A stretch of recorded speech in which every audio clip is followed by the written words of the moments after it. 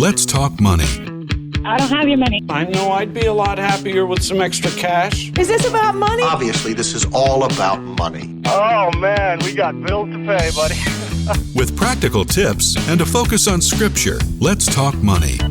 With Dave and Reb. From More Than Enough. Real conversations about money for real people. Let's talk money.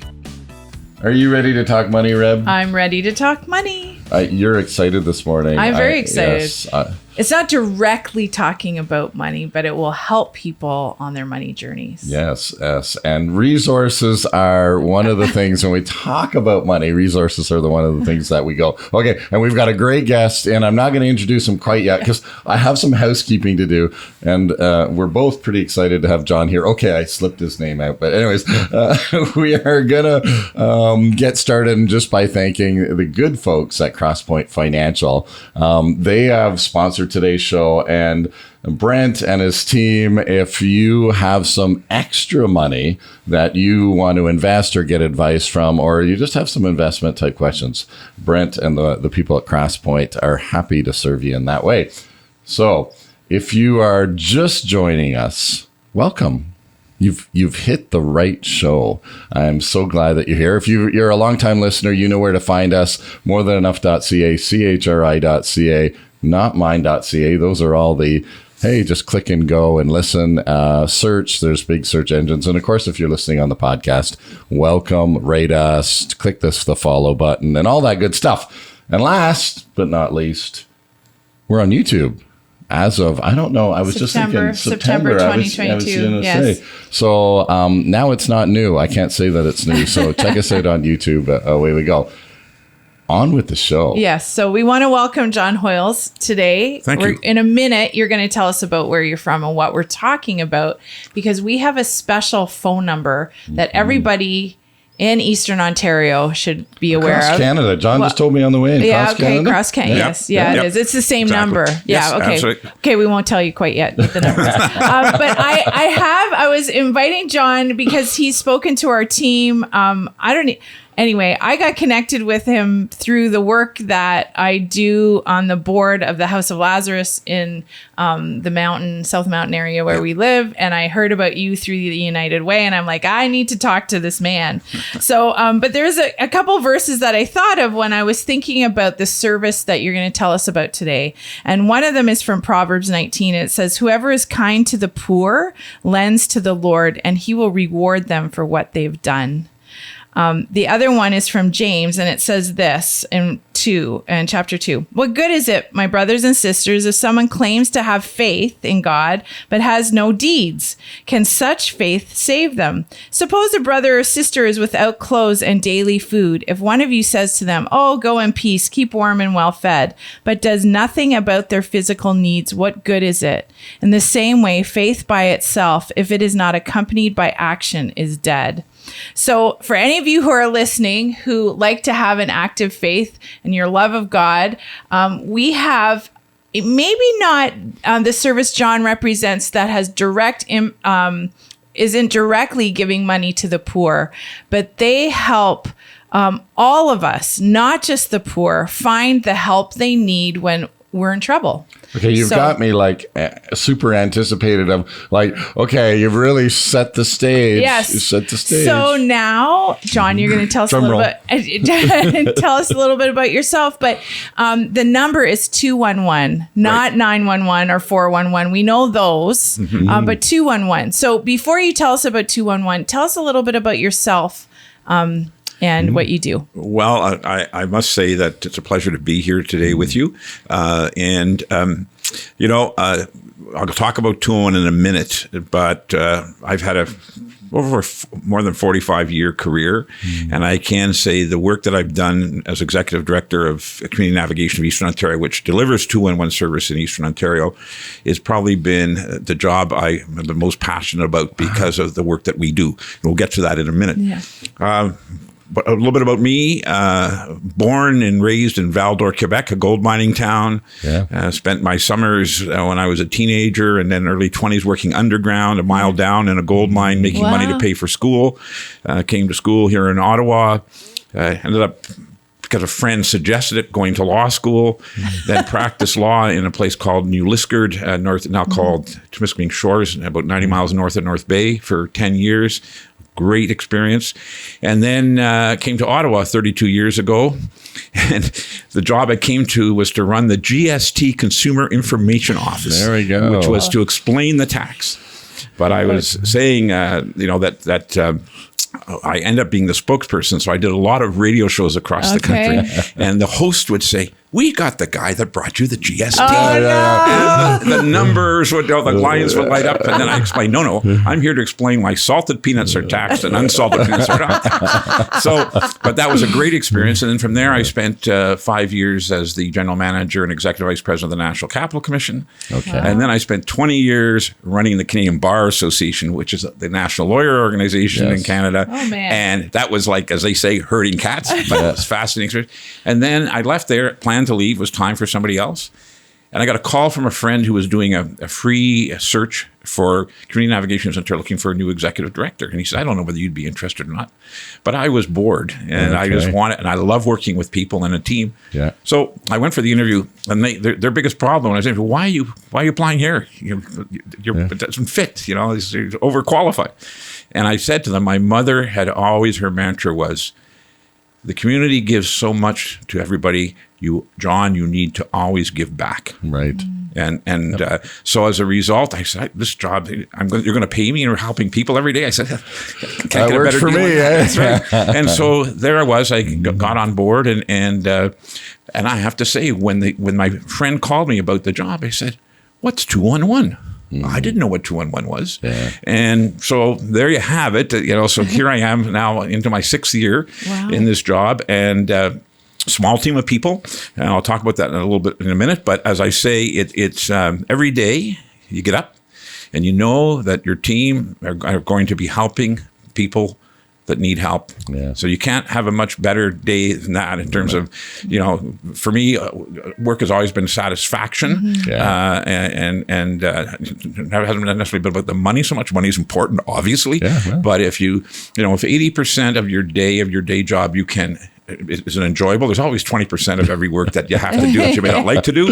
And if you got that, you got the world by the tail. Yeah. So as I say, that's how I ended up at 211. Wow. Beautiful. So what is 211? What do you do? What is it? Why is it helping people? 211 is simply the number you can call when you don't know where to turn. A little bit of history. It was United Way Canada that got the license from the CRTC back in 2003 or 4. And then they had to figure out how to start building this. They didn't have any money, had a bit of money, but not a lot. And so they went to local organizations. And Community Navigation of Eastern Ontario used to be called Community Information Centre of Ottawa. And CICO, as it was, its short form, was the people that produced what was called the Blue Book, which was a book for social workers that if you needed to find something, was hardcover, not hardcover, softcover, quite thick. And I've met a number of social workers in the last 5-6 years who say, I used to have it in my briefcase because when I was meeting with clients, I would flip through it to find a service. So now it's now digital, of course. And so now you can call 211.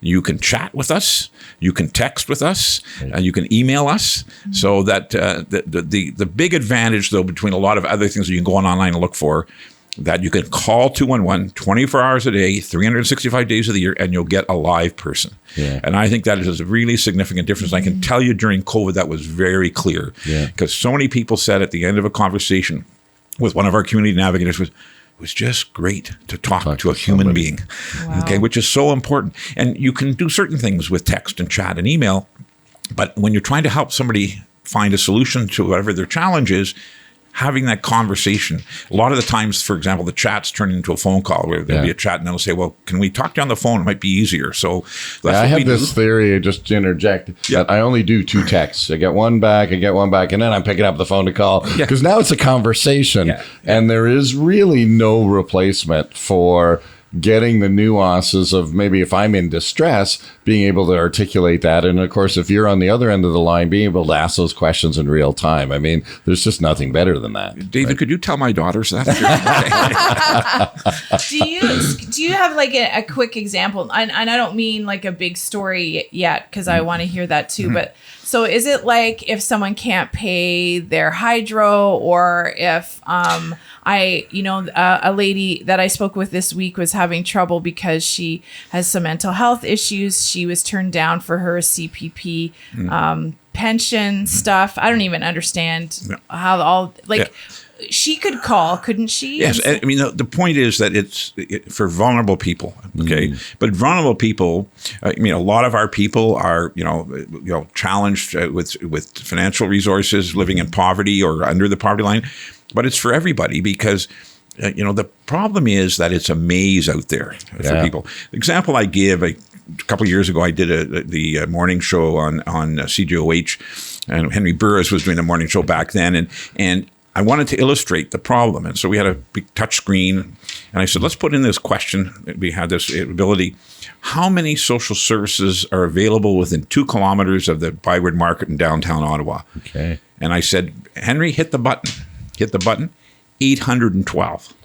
Wow. Municipal, provincial, federal. So I don't care whether you're the most sophisticated person in the world or the most unsophisticated person. It is difficult. Yeah. So what we do essentially is when somebody calls us, our folks are trained. They have 6 weeks of intensive training before they ever get on to the answering calls. Yeah. And what they are trained to do is we look for people that are empathetic to be community navigators. We look for people that are curious and also have to be gentle, because you can't. This is not a call center for a credit card company. Okay? This is somebody that's listening, and our folks take the time it needs. There's no quota system for them to do so many calls in an hour. Right. That you listen, call could take 5 minutes, it could take 20 minutes.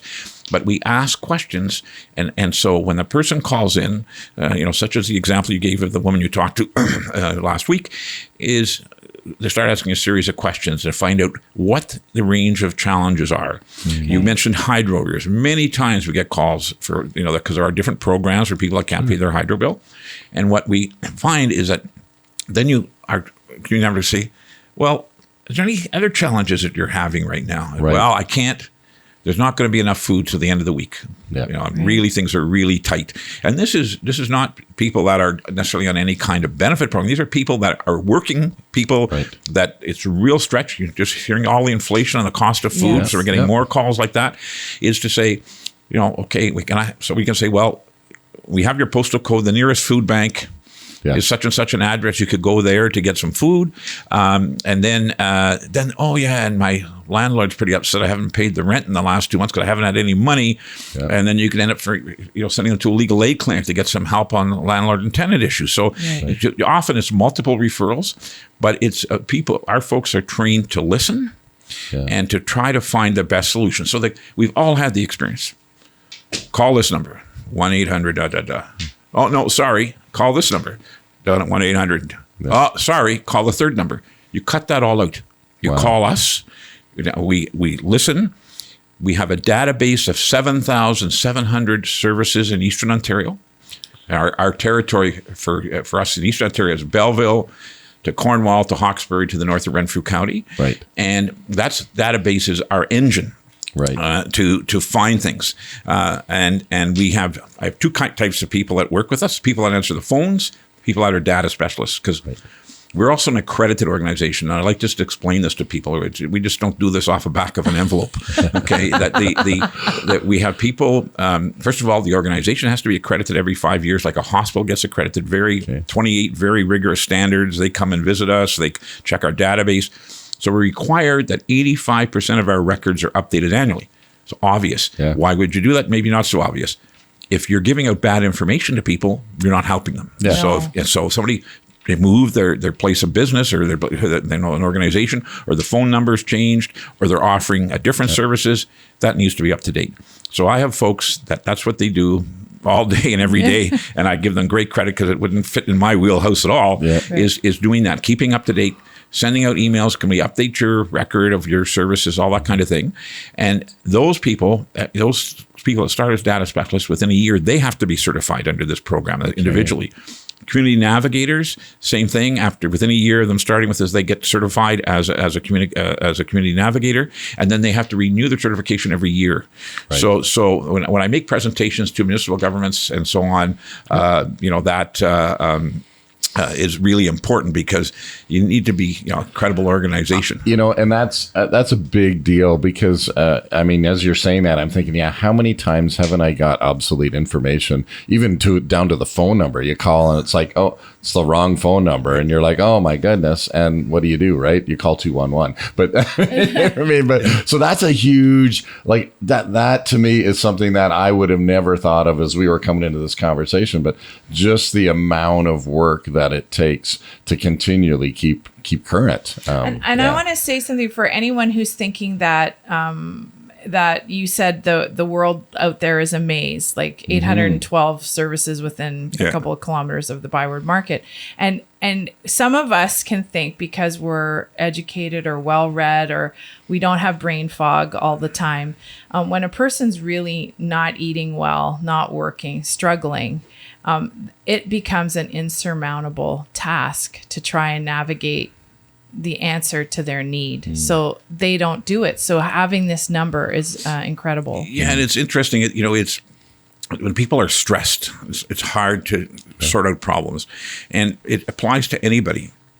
I had a call, an older woman living in a very nice condo. I don't know, she might have had $1 million in the bank, but her husband had just died. She didn't know anybody in the community, and she was lonely. Right. Okay. And she just wanted connection. So there's an organization here in the Ottawa area called the Friendly Voice, and they call people, people that are, mostly seniors, and then start having a regular conversation with that person. So we were able to refer her to the Friendly Voice. Wow. So so as I said, income is immaterial. If people need help, no matter what their situation is, if you're confused or you just are frustrated because you can't find the thing you're looking for, call 211 and we'll do our very best. Sometimes there are situations that we cannot find a solution for. My community navigators are passionate. They get paid terribly. So they're in the job because they believe in what we're doing. And if they can't find something in our database, they'll start Googling. They'll start making other phone calls. Right. And not only do individuals that need help, but we work with a lot of social service organizations where they will call us. And that example is Youth Services Bureau. They've got a youth that they're trying to help. They might have them in their office or on the line in days of COVID, and call us, and we'll work together with that person. Okay, what are they looking for? We'll go into the database. We'll work with that youth service worker.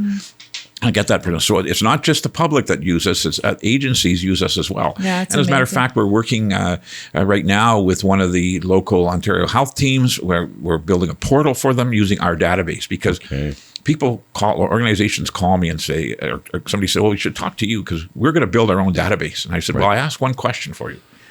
What's your plan to maintain that database? I said, what do you mean? I said, well, the day after you open up the database, it's out of date. What?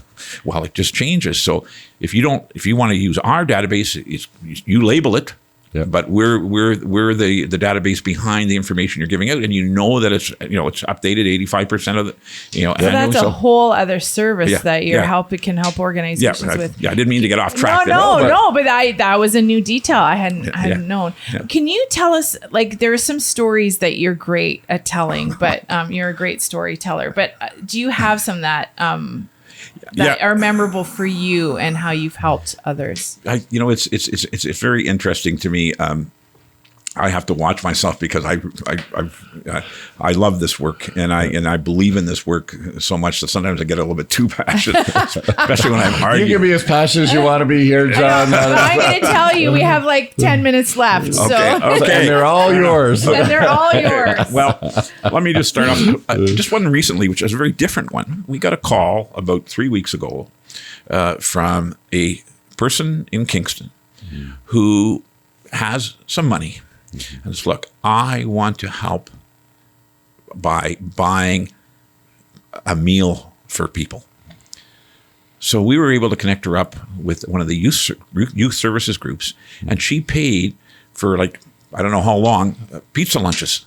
Right. Okay. So she called us to find that out. And we were able to connect her up so she was able to do what she wanted to do, Wow. which is a little different twist on what we do, It right? is, And, yeah. so How can I help? Call John. I mean, 211. How can I help? Yeah. Well, isn't that great? How can I be helped and how can I help? Yeah, it's a so great- let me give you a couple of stories.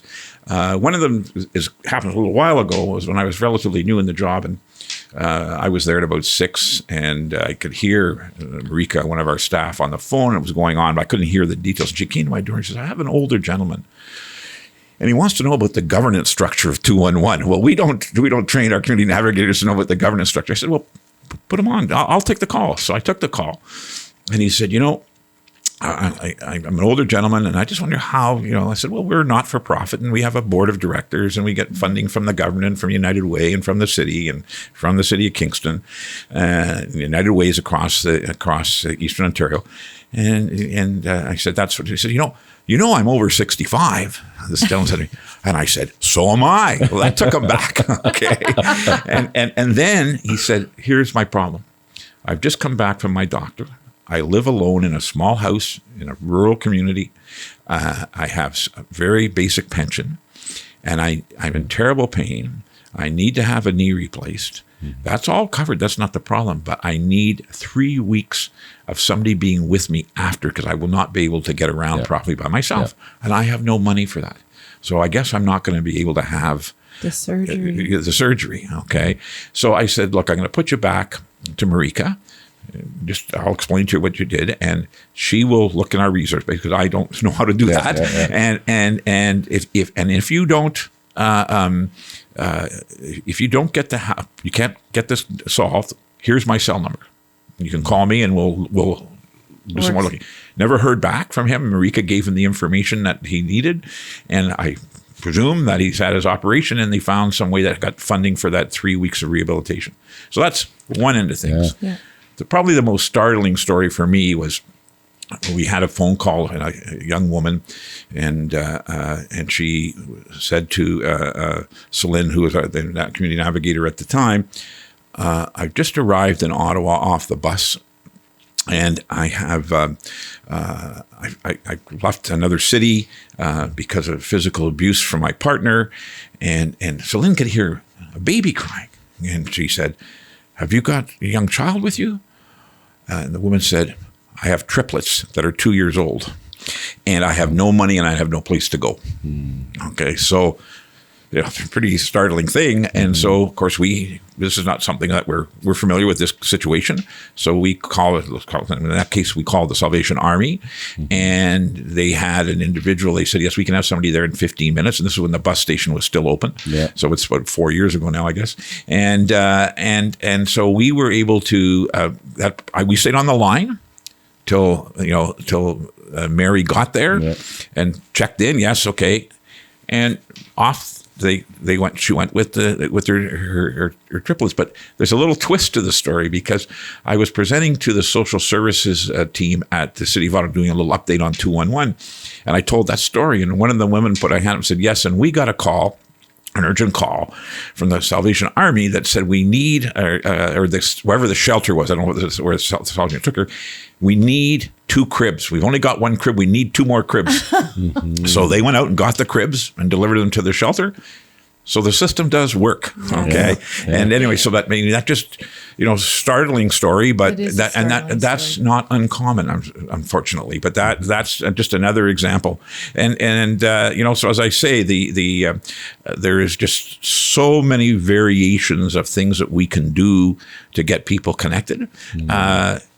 As I said, sometimes we don't have the answer, which is the most frustrating thing for the community navigators, because they're really determined that they're going to get people connected. But shelter and stuff is a real problem these days, for sure. So anybody who's listening, basically, we just want you to know about the number, but we also want you to spread the word, that to your neighbors, because you had other stories telling us about. I'm, as I said, anywhere I go, I might go to a party, or playing golf with people, or doing something like that, or at the I love a little summer cottage up in the Quebec side, and everybody, tell them about 211. I said, why are you bothering me with this? I said, you'll never know when you'll need 211. Yeah. So I'll never use it. Yeah. I said, so one of my friends that I've known for a long time, he said, John, why bother? He called me the other day, actually just before Christmas, and he called me. He said, John, I had to call you. He said, because you were right and I was wrong. And where he lives, he's got elderly couple that lives just beside, next door to him. And he said, I was outside and the gentleman came and he said, Claude Paul, I don't know what to do. I've got this problem. And Claude Paul said to him, call 211. Okay. So, so that's the thing. You just keep it in the back of your mind. And it's, 911 is when it's a real emergency, very clear to people. 311 in the city of Ottawa anyway, but not rurally, is where you call if for the city services, if the snow hasn't been plowed on your street or the garbage wasn't picked up. Yeah. And 211 is where you call when you're trying to navigate through anything, whether it's a social service, health service, any kind of community service that you're looking for, or for example, we're starting now. Income tax season is going to start, and there's all these income tax clinics that do income tax for free, and they're all over the place. So we actually have created a map that we use to locate those, so that people know which one to go to. And our calls will go up now between now and the end of March, big time. So so that's again. So just a wide range of services. So and so if you want any of this information, I mean, it's simple enough. You just dial 211. Yeah, and I think the cool part for me is, again, as I'm listening and whatnot, is just that even if you don't know, you think, okay, well, I don't know. Well, call 211 and they'll tell you. Again, it's about connecting and directing. So if if you guys don't have the answer, then either you don't know, or okay, well, that I don't go there. Okay, I'll find another route. I guess really what I would say, it's almost you have, especially if you're alone. Yeah. We all know when you're trying to solve a problem, brainstorming is a really great way to do it. So if a person calls and they haven't quite sure where they're going, call us, our community navigator, and our community navigator will brainstorm with them about, okay, this is the situation. Well, this might be the solution. The other thing I just want to mention is really important. We do follow-up. Right. Okay. We do follow-up, which is, so what happens is, depending on the call, if we get somebody who we think is pretty confident there, because some people are very shy, very reticent about these things. We just say, can I call you back in 24 hours? Give me permission to phone you back in time to see how you did. Yeah. And if they say yes, we call them back. More importantly, I think, equally important, I guess, is we will also advocate on the spot. So we have somebody who thinks really struggling, but we identify what the problem is. If it's during the time that the agency is open, we will phone and we will chat and present the case to the agency with the person there. And when things are finally out, we back out of the call and then they're connected to the person. So that's it's really a little important. Bit of advocacy. Because people, I mean, but the world is intimidating, and government can be intimidating to people, and you get frustrated to the point that you just don't do anything, and that's not good. Because I always say to government people that provide money, and which we are very, very thankful for, the Ministry of Community, Children and Social Services in particular, but I always say we can save the government money, because if we help people, early on, then they're not going to be drawing on the resources of government, but you got to get them that help early. So it's a great. So as we wrap up, I think that there's two things that I want to just say in closing, and one is, if you need help, call 211. But if this has resonated with you and you're like, okay, I want to help, I want to get involved, then call 211 because I know that you guys, in terms of your community advocates, certainly need some more of that in terms of support and all that. But just again, so I'm going to end with that because we are at the end of the show. Thank you for coming, John. Thank you for being here. And don't forget, when you don't know where to turn, call 211. Awesome. We'll leave it with that and join us next week when we talk money. Let's Talk Money is a division of More Than Enough Financial Fitness, where God is transforming hearts and bringing hope for today and freedom for tomorrow. For more information or to comment on today's show, please visit morethanenough.ca.